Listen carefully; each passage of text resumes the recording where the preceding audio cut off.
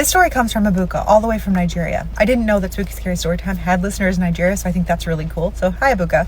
Ebuka says that he grew up in Warri, which is the oil capital of Nigeria. Think of it similar to like Texas of the United States, and lots of international oil companies are located there.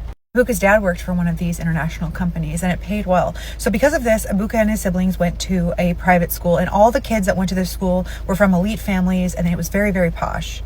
The name of the school was St. Luke's Primary School, and Ebuka says there was a playground outside.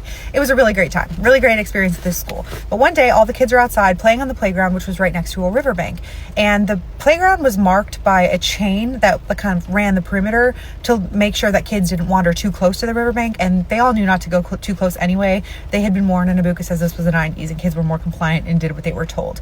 But on this one particular day, one of Ebuka's classmates starts walking toward the riverbank, and she gets to the chain, she ducks underneath, and starts getting dangerously close to the river. And everybody saw what was going on, and they started freaking out, calling her name, telling her, hey, come back. It was like she couldn't hear them. She didn't flinch, she didn't turn around when they called her name, and eventually a group of like 50 kids were screaming for her, telling her to come back because it was too dangerous. Some were running to get teachers, but she ignored all of this and just kept walking until eventually she walked into the river and disappeared.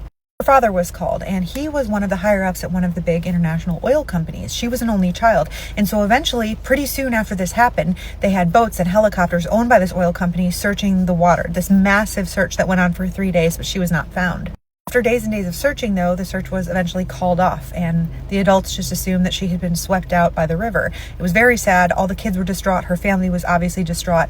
Oil company ended up installing a massive wire net to separate the playground from the riverbank to prevent this from happening again.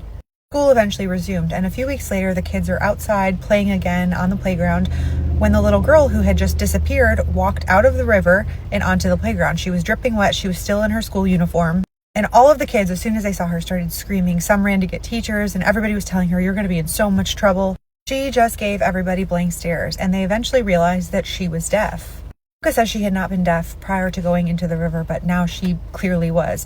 And from that day forward, she became obsessed with mermaids, often scribbling pictures of them wearing crowns in elaborate undersea landscapes. And this shook them so much that Ebuka's parents actually ended up pulling Ebuka and his brother out of that school because apparently the belief in mermaids or sirens in Nigeria is very widespread, and they were worried that their kids would be called into the river next.